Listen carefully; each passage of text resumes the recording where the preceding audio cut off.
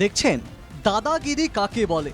কোনো সমাজবিরোধী নয়, খোদ উর্দিধারী দোকানে ঢুকে বিক্রেতাকে সপাটে চর কষালেন। উনি আসছে, অ্যাডভান্স দেওয়া ছিল একটা জিনিসের জন্য, ওই জিনিসটা নিতে আসছিল। ওনার অ্যাডভান্সের পরে আরও 30,000 টাকার মতো লাগতো, ওই অ্যামাউন্টে ওনার কাছে চাওয়া হয়েছে। তো উনি একটু ড্রিঙ্ক করে আসছে, যার জন্য ওর সাথে খুব সাবধানে কথা বলা হচ্ছিল।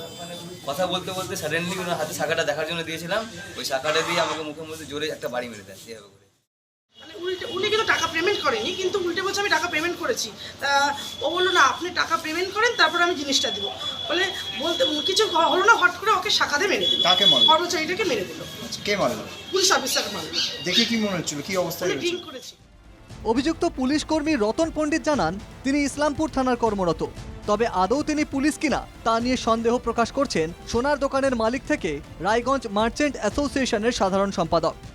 মদ্যপ অবস্থায় এসে একজনকে মারধর করেছেন, কি বলবেন? আপনার বিরুদ্ধে অভিযোগ যে আপনি একজনকে মারধর করেছেন মদ্যপ অবস্থায় এসে। কি নাম আপনার? সাহেব, আপনার কর্মীকে দোকানে কে মেরেছে? Police police officer. হ্যাঁ, ইউনিফর্ম পরা, পুলিশ ইউনিফর্ম পরা। উনি কি মদ্যপ অবস্থায় ছিল? হ্যাঁ, মদ্যপ। দিনের বেলায় যেভাবে ডাকাতি হচ্ছে দোকানগুলোতে, তার জন্য প্রতি মুহূর্তেই আমাদের ব্যবসায়ীরা আতঙ্কে থাকে 24 ঘন্টা। জেলা প্রশাসনের ড্রেস পরা একজন ব্যক্তি আদৌ সে যদি সত্যি প্রশাসনের লোক হয়ে থাকে, তাহলে আমাদের কাছে আরও আতঙ্কের কারণ হবে। না প্রশাসনের ড্রেস পরে উনি এসেছিলেন, সেটা নিয়েও আমার এদিকে মালদায় ফের সোনার দোকানে চুরির ঘটনা।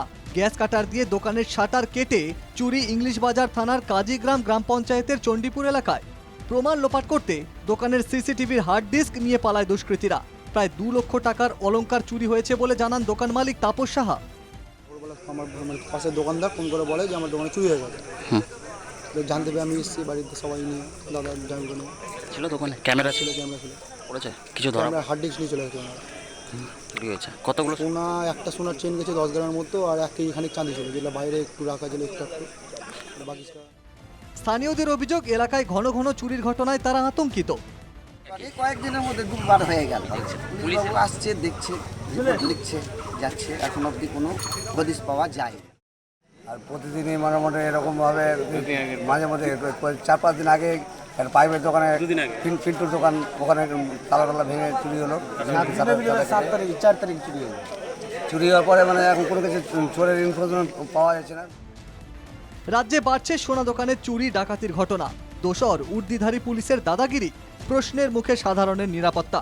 রায়গঞ্জ থেকে বিক্রমাদিত্য বিশ্বাস ও মালদা থেকে সুমিত ঘোষের রিপোর্ট, NKTV বাংলা।